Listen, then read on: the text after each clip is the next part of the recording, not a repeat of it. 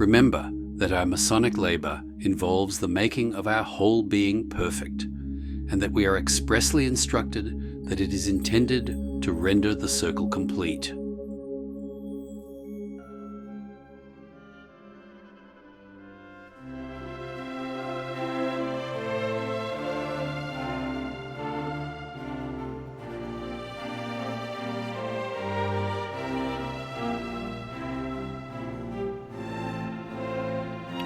Good evening, and welcome to tonight's presentation from the Quarries, an archive of Masonic lore.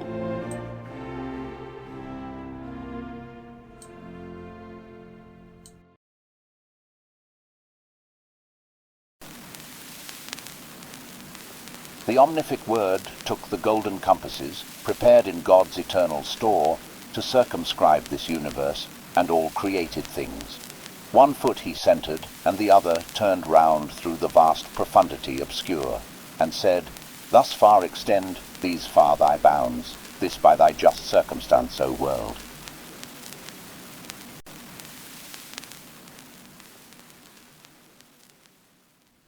Welcome to From the Quarries. Tonight's video, Masonic Anthropometric Cosmogenesis, was written by Worshipful Brother the Reverend J.R. Cleland, who we've met before on the channel. This is quite a lengthy and certainly a very erudite work, and for that reason I've decided to divide it into two sections of about 15 minutes each. The work seems to naturally break into those two. So here is part 1 of Masonic Anthropometric Cosmogenesis. I hope you enjoy it as much as I did. I have selected a title expressing in 3 words the basis of the ideas which I wish to place before you. These 3 words should be interpreted as follows. Masonic, indicating Freemasonry, defined as an art founded on the principles of geometry. Anthropometric. The geometry of the lodge is concerned with the measurements of the perfect man, hence the term anthropometric, man measuring. And Cosmogenesis. Geometry, literally earth measurement, is synonymous with self-knowledge, hence cosmogenesis, i.e. the birth of a cosmos. The ancient geometers have exercised a profound influence upon the doctrine concealed within the architectural phraseology of modern Freemasonry, and it is therefore a matter for enduring regret that so little is known to us concerning Pythagoras. What little we do know, however, serves but to enhance for us the interest of the teacher and his philosophy, and basing our estimate on the extent of his influence on the thought of succeeding ages, we recognize in him one of the world's masterminds. The interest of Pythagoras in geometry began when, in his youth, he came into contact with Thales, the reputed father of geometry, and then found the right ground for its development in Egypt, which country he visited while still young. Egypt is generally regarded as the birthplace of geometry, and one geometrical fact known to the Egyptians was that if a triangle is constructed having its sides 3, 4, and 5 units long respectively, then the angle opposite the longest side is exactly a right angle. The Greek mind, however, was not satisfied with this bald statement of mere facts. It cared little for practical applications, but sought above all for the underlying reason of everything. Given the Egyptian rule for constructing a right angle, the mind of Pythagoras, searching for its full significance, made the gigantic geometrical discovery which to this day is known as the Theorem of Pythagoras. The importance of this discovery can hardly be overestimated. It is of fundamental importance in most branches and is the basis of the whole of trigonometry, the special branch of geometry that deals with the practical mensuration of triangles. Euclid devoted the whole of the first book of his Elements of Geometry to establishing the truth of this theorem. How Pythagoras demonstrated it, we unfortunately do not know. Now Pythagoras was by no means a mere geometer. At heart, he was both a philosopher and moralist. Without and within himself, he searched below the surface, and his view of the world directed this geometrical research.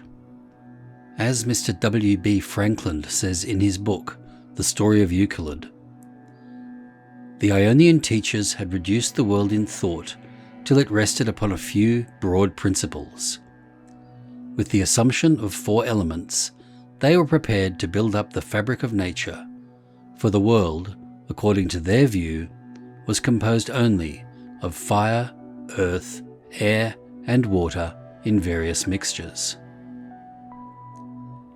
This speculation does not find acceptance in scientific circles today, when the number of elements is generally reckoned to be far greater than 4. But the old idea that these elements were built up of atoms has survived in fact, being carried further, for the most accurate results yet attained in the computation of atomic weights have been reached by the actual counting up of the number of ultimate physical atoms of each element. According to the Greek thinkers, these 4 kinds of atoms, namely the fiery, the earthen, the aerial, and the watery, were of distinct shapes, but in all ways perfectly regular and symmetrical. Sooner or later, it was found that there were 5 such shapes that a symmetrical solid might take, viz., the tetrahedron, the cube, the octahedron, the icosahedron, and the dodecahedron.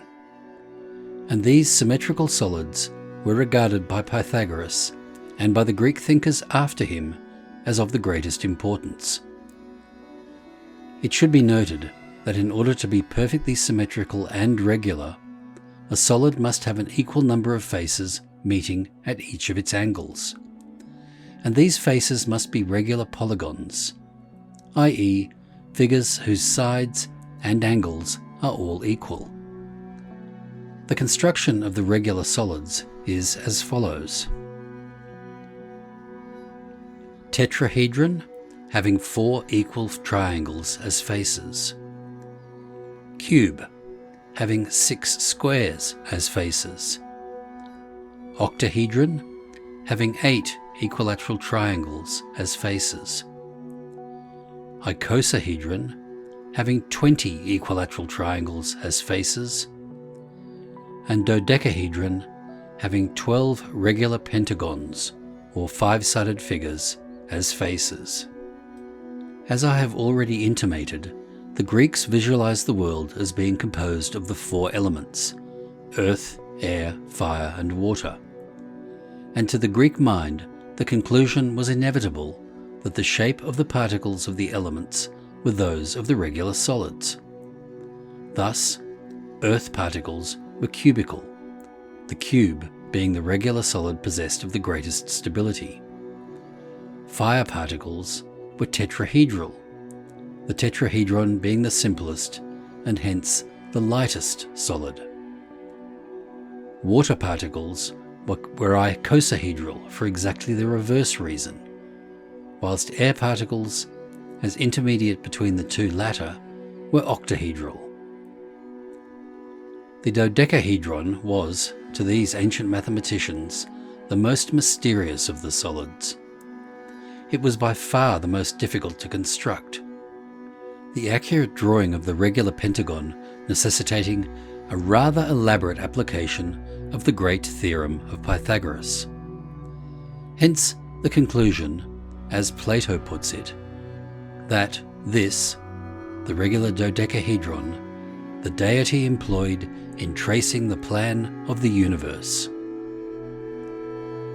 In further reference to this geometrical conception, Mr. W.B. Franklin, in his The Story of Euclid, remarks, "In those early days, the innermost secrets of nature lay in the lap of geometry, and the extraordinary inference follows that Euclid's elements, which are devoted to the investigation of the regular solids, are therefore in reality and, at bottom, an attempt to solve the universe. Euclid, in fact, made this goal of the Pythagoreans the aim of his Elements. This is undoubtedly the case, and the Pythagorean theorem marks the first stage on the journey towards the construction of the regular solids. This theorem of the squares is a geometrical truth of unique beauty and extreme significance, and I would here remind you that the well-known 47th proposition has come, although few Freemasons could explain why, to be inscribed upon the official jewel worn by a past master in our speculative lodges today. The geometrical conception is also plainly alluded to in the Royal Arch Degree instruction, where 5 regular solids are introduced and described as the 4 elements and the sphere of the universe. My purpose in drawing your attention to these speculations of the ancient geometers is to emphasize our Masonic system of philosophical thought, which upholds the unity of the cosmos, asserting that God and the spiritual may be perceived immanent in the things of this world, because all things natural are symbols and emblems of spiritual verities. To quote from one of the golden verses attributed to Pythagoras, "The nature of this universe is in all things alike," commenting upon which Hierocles, writing in the 5th or 6th century, remarks that nature, in forming this universe after the divine measure and proportion, made all things conformable and like to itself, analogically in different manners. Of all the different species diffused throughout the whole, it made, as it were, an image of divine beauty, imparting variously to the copy of the perfections of the original. In the lecture of the First Degree Tracing Board, Freemasonry is spoken of as an art founded on the principles of geometry. But we must be careful how we interpret this term. To the ordinary man, geometry means nothing more than the branch of mathematics associated with the problems of Euclid, and is regarded as a subject having no relation to Masonic ceremonials and ideals. To the ancient philosophers, however, geometry was one of the 7 liberal arts and sciences, an echo of which is still heard in the Fellowcraft degree of our modern system. The word geometry means literally the science of earth measurement, but again, the earth of the ancients did not mean, as it does to us, the physical planet. With the philosophers, earth signified primordial substance, otherwise spoken of as undifferentiated soul stuff. Although we must also be careful not to confuse this with the physical matter of which our mortal bodies are composed. This is but corruptible, impermanent stuff, which merely forms a temporary encasement of the imperishable true earth, or the substance of our souls, and enables them to enter into sense relations with the physical world. The distinction here must be clearly grasped and held in mind, for Freemasonry has to deal not so much with the transient outward body as with the eternal inward being of man, notwithstanding the fact that the outward body is temporarily involved with the latter. It is the immortal soul of man which is the ruined temple and needs to be rebuilt upon the principles of spiritual science. The mortal body of it, with its unruly wills and affections, stands in the way of that achievement. It is the rubble which has to be cleared away before the new foundations can be set and the new structure reared.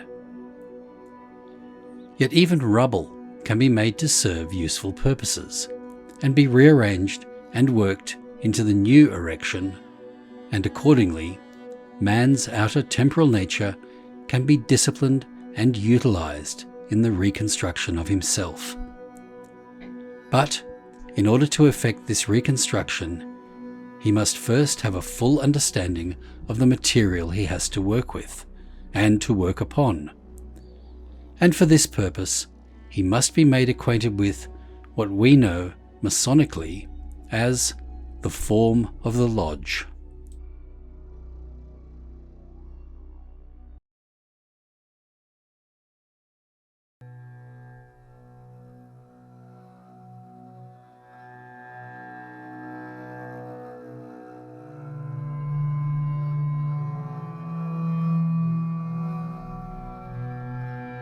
The instructional lectures of our craft describe the form of the lodge as a parallelepipedon, that is, a figure whose sides are parallelograms and whose opposite faces are parallel. This is symbolized by the double cube, a pair of cubes which can be considered in three relationships: separate, conjoined, and combined. Separated, they are represented in the lodge by the rough and the perfect ashlars. Conjoined, they are the limiting cubes of a tesseract, the four-dimensional extension of the cube, lying in relation to each other in 4 dimensions, as do the opposite square surfaces limiting a cube in 3 dimensions. Combined, they form a single cube, being, according to the solution of the Delian problem, increased in each direction in the ratio of the cube root of 2.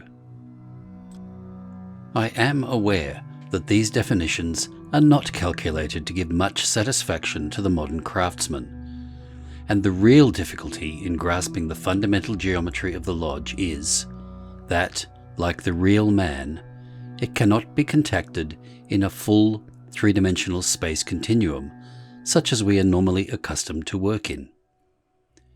In its simplest form, it may be expressed as a 4-dimensional concept, to be contacted by the senses only in sections, one layer, as it were, at a time. We are therefore supplied with the appropriate symbols, and it must be acknowledged that the compilers of our system evinced exceptional insight in providing them for us. A hint is given here and a hint there, each insignificant in itself, yet in the aggregate giving the measure and the stature of the cosmic man, whom it is the intention of our ritual to present to our view. I would in this place call to your minds the methods of advance and the regular steps appropriate to the 3 degrees of the craft, for these demonstrate a progression through stages of increasing dimensionality, culminating in the beautiful 4-dimensional symbolism of the Master Mason's advance. The advance in the 3rd degree, of course, illustrates perfectly the axiom of spiritual science, that the perfect cube must, of necessity, pass through the metamorphosis of the cross, and I am prepared to affirm that any order formed with the aim of studying the composition and nature of the manifested universe must inevitably incorporate the symbolism of the cross. We know that the symbol of the cross is the keynote of the New Testament, of the volume of the Sacred Law. It is also the quaternary in nature, the 4 letters of the holy name, IHVH, the Tetragrammaton, which, with the addition of the letter of the Holy Spirit, Shin, becomes Yeshua, the name of the Messiah. In alchemy, whether spiritual or physical, we are told that the ultimate secret is to find the center of the cross. A true understanding of the 4-lettered name, containing, as it does, the powers of the 4 elements of nature, air, water, fire, and earth, from their lowest degree to their highest aspect, would imply a knowledge and power of creation, as well as that of death and destruction. The ancient wisdom implied that this name might only be pronounced by the initiate who has attained the supreme initiation. That is to say, he who has learned to be one with the first mover and be his will.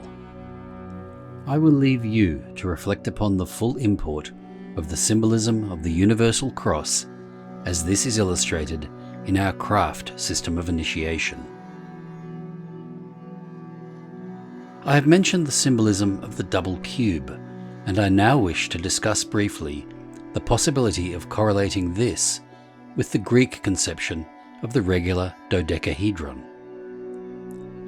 I freely admit that the mathematical correlation is not easily grasped by those brethren whose mode of thought is not naturally along pictorial and geometrical lines, but it can be made so to some extent by means of models.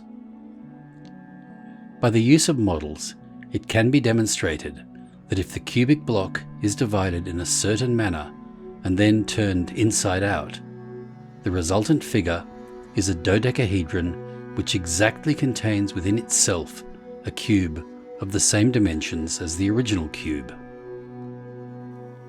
The remainder of the volume of the dodecahedron is not equal to that of the cube, but it might perhaps be called a close approximation. And it is quite feasible that the old geometers put forward this solution of the famous Delian problem as a mask to cover the real object of their research.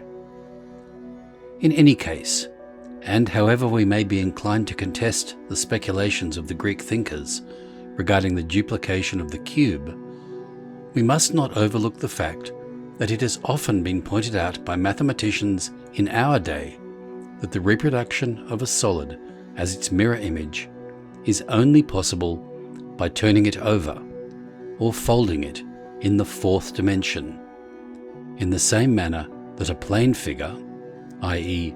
a two-dimensional figure, can only be reversed by pulling it through itself in its own plane.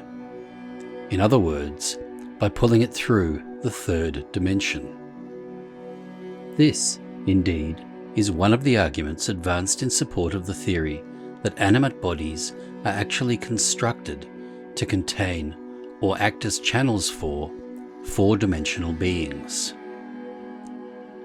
Moreover, when viewed in this way, the double cube is seen as a wonderful symbol of the perfected man, providing that we bear in mind that the real man, the over-self, dwells in what is, to us, the non-existent space in the plane of cleavage between the two cubes. Admittedly, it is very difficult for some types of mind to grasp this conception, but once grasped, it will be found to shed a great deal of light upon man considered as a geometrical being, in himself representing the geometrical conception or genesis of a cosmos. Man made in the image of God, the microcosm manifesting as the model of the macrocosm. There are several Masonic layouts which illustrate different geometrical designs of the symbolism of the lodge, but as these are found on examination to be nearly all based upon the 3, 4, 5 triangle of Euclid, this aspect of the subject forms a complete study by itself, and we must leave it until a more favourable opportunity presents itself. The symbolism of the two triangles was intended to illustrate diagrammatically the psychological classification of the personality and the individuality. According to the symbolism, these were shown to gradually approach and merge with a central point representing the mind, thus giving rise to many of our best-known Masonic symbols. There is one symbol, however, belonging to a degree now lying outside the range of the craft system, which I ought to mention here, as it is implied in the 3 degrees, and is essential to a proper understanding of our present study. This symbol is known as the 4-pointed star, and it takes the form of the familiar interlaced triangles. And if we view the central square as representing the mind, then the points of the triangles will symbolize the remaining principles allotted to the personality and individuality. And the whole symbol will be seen to show forth the sixfold man functioning through his vehicles by the perfecting of the mental instrument. Now there is a Masonic tradition which declares that the headstone of the corner should be a perfect replica of the completed building. And this conforms with the maxim of our science that the microcosm must come forth as a miniature macrocosm, and give the key by which the knowledge of the macrocosm can be attained. The geometrical figure of the four-pointed star may, therefore, be taken as representing the lodge, with the worshipful master as the central point, 4 square, wisdom linking the manifold man into one composite whole, and drawing into himself all the other offices. Further, when the points representing the offices, or psychological principles, are shown as folded inwards towards the centre, their juxtaposition brings into being a perfect example of one of the most important of buildings from the Masonic point of view, the pyramid, the light. Moreover, this, with its mirror image, gives the central figure round which the cubic stone is built, and by joining up the centres of the sides of the cube, we see that it is built round and contains the octahedron. All the 5 regular solids are based upon one, the simplest of them, the tetrahedron, and 2 of these interlaced symmetrically show in their points and intersections the points of the cube and of the octahedron, while 5 similarly interlaced give the points of the icosahedron and the dodecahedron. I would again emphasize that this is a difficult subject to treat of briefly. Indeed, I would stress that its fuller study must of necessity be left to individuals for search, and, where possible, to personal tuition. For we are here intimately concerned with that work about which a Master Mason is presumed to be able to give private instruction to brethren in the inferior degrees. And now we must leave our brief attempt to sketch the geometrical processes of measuring the stature of the lodge man by means of Masonic anthropometry. There are many difficulties to be overcome before progress is apparent, but the aspirant for Masonic advancement must steadily and conscientiously persevere along the path to that which he seeks, just as each candidate engages himself to so in respect of its ceremonial portrayal, and every brother may be assured of receiving his exact dues for the labour he expends. Remember that our Masonic labour involves the making of our whole being perfect, and that we are expressly instructed that it is intended to render the circle complete. We, as we know ourselves at present, are not a circle, but a square, which is but the 4th part of a circle, and it follows that until we know the other 3/4, we can never make the circle of our being complete, neither can we truly know ourselves. In former times, as I have intimated, these deeper problems were the subject of geometrical expression, and echoes of the science remain to us in the craft today in our references to squares, triangles, and circles. Did I not agree with thee for a penny, says the great master in the volume of the Sacred Law, for the round disc of the coin is an emblem of the completeness which is denoted by the circle, and it is this same wholeness which every Freemason is enjoined to effect in himself. Let us, then, supplicate the grand geometrician of the universe, that the rays of heaven may shed their benign influence to enlighten us in the paths of virtue and science. Peace to all beings.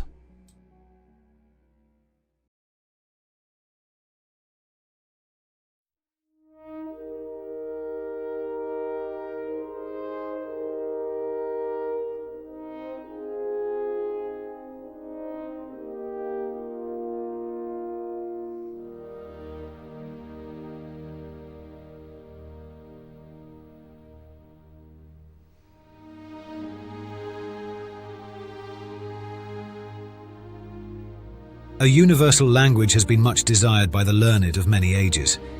It is a thing rather to be wished than hoped for. But it seems the Masons pretend to have such a thing among them. If it be true, I guess it must be something like the pantomimes among the ancient Romans, who are said to be able, by signs only, to express and deliver any oration intelligibly to men of all nations and languages.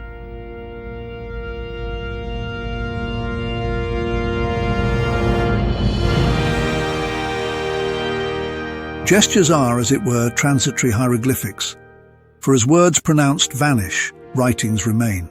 So hieroglyphics, expressed by gestures, are transient, but painted, permanent. As when Periander, being consulted with how to preserve a tyranny, he bid the messengers stand still, and walking in his garden topped all the highest flowers, the meaning of which was the taking off the heads of the chief nobility, thus keeping the rest down.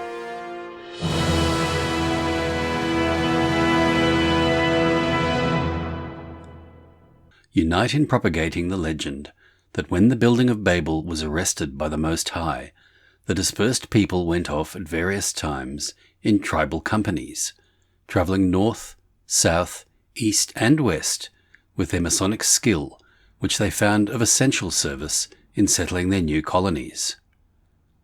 From Shinar, the science and art were carried to the distant parts of the earth, notwithstanding the confusion of dialects, by the Masonic practice of conversing without speaking, and of knowing each other by signs, words, and tokens, which expedient, according to an old tradition, they contrived upon the dispersion, in case any of them should meet in distant parts who had been before in Shinar.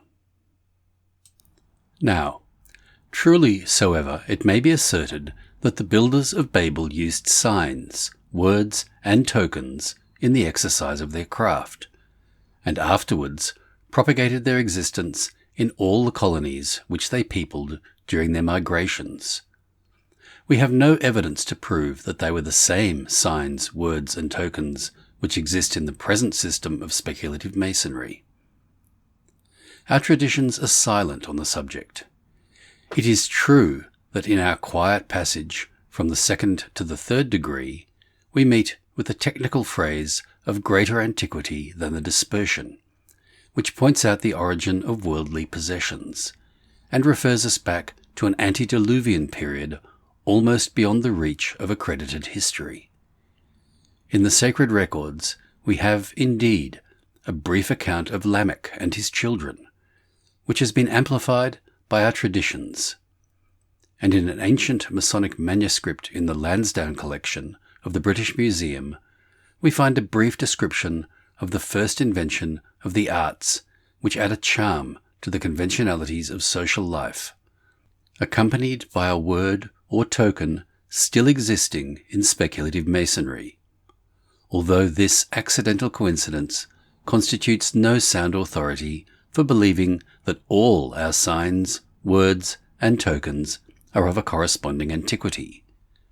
For there are those who contend that this word is a corruption of the primitive password of the degree. It is quite clear, however, that worldly possessions are more rapidly acquired by the knowledge of a secret method of accumulating wealth, which is unknown to the rest of the community. And accordingly, we find that Tubal-Cain was in possession of the secret of working metals, which is an art that contributes to the comforts of humanity and leads to the acquisition of that rank and dignity which constitutes the chief ambition of worldly men. The traditions of Masonry, however, carry our present system of signs, words, and tokens no further back than the building of Solomon's temple, and ascribe their invention to the Tyrian workmen who were employed in its construction. For even the chief architect had a Tyrian father, although his mother was a Jewish woman.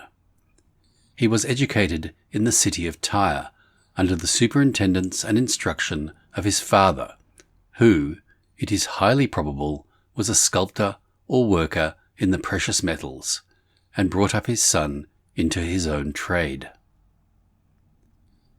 To this people, then, must be ascribed the erection of that magnificent edifice in its unequalled perfection. And our traditions speak highly of the order and regularity which were uniformly established in their lodges, until it was nearly completed.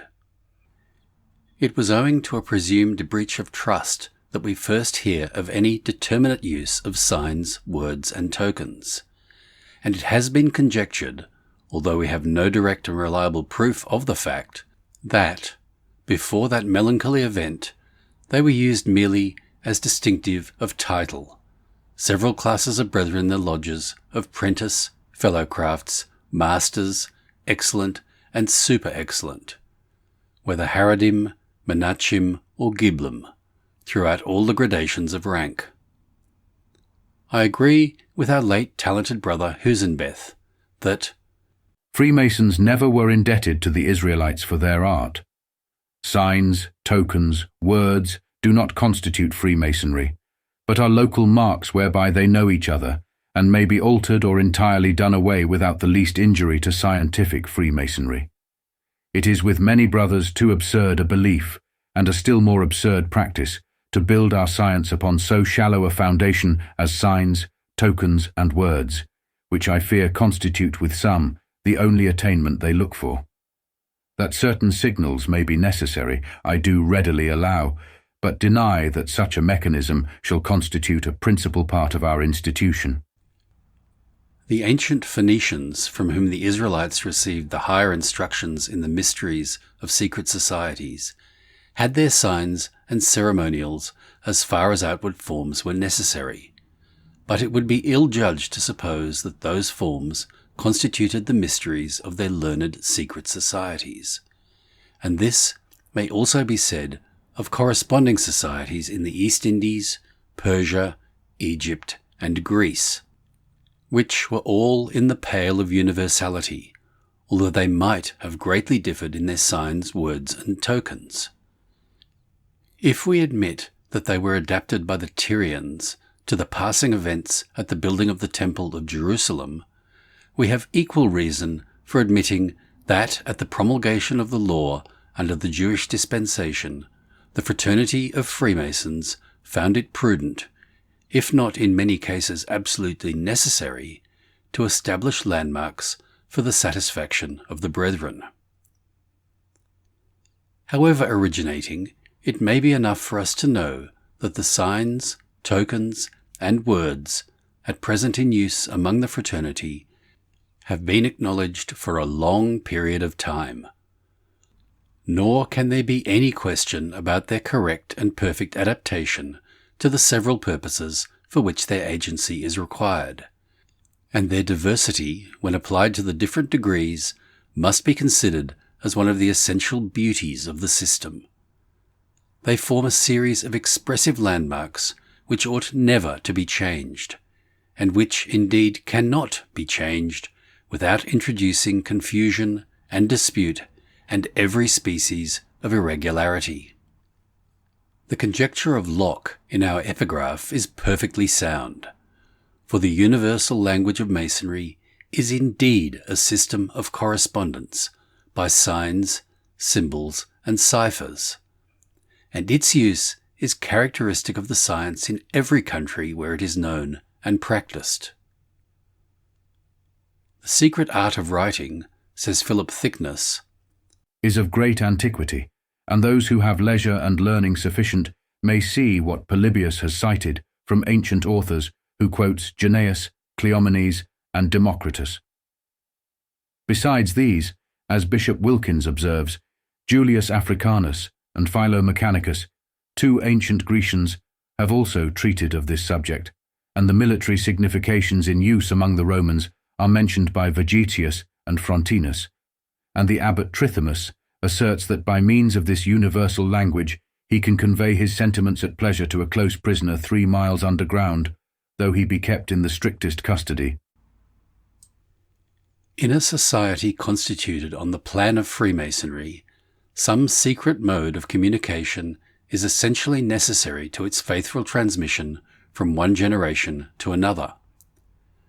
Before the age when printing was discovered, books could not be procured and multiplied without great pains and incessant labour.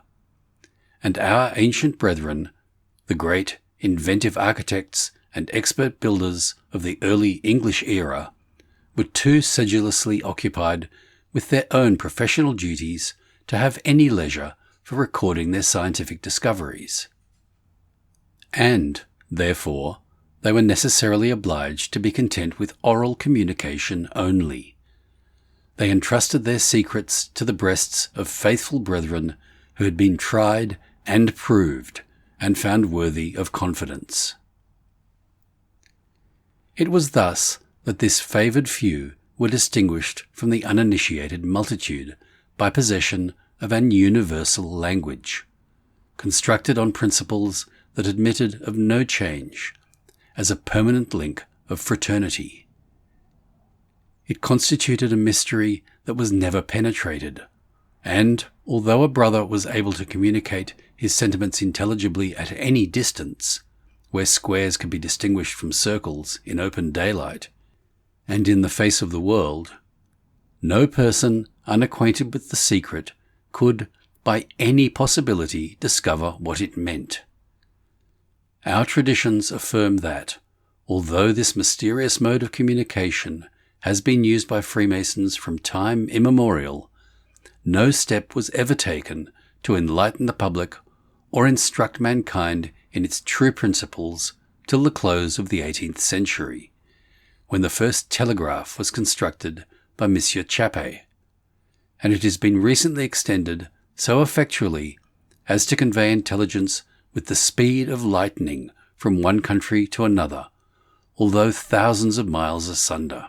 And hence it is an incontrovertible fact that the world is indebted to the Freemasons for the first idea of a telegraph, which constitutes one, and that no insignificant item, of our glory and celebrity. For we have thus contributed to the advancement of science and the permanent benefit of every people on the face of the earth. For a deep dive into the history, philosophy, and traditions of Freemasonry, subscribe to From the Quarries.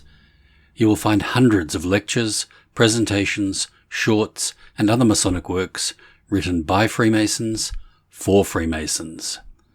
Visit FromTheQuarries.com or YouTube at From the Quarries.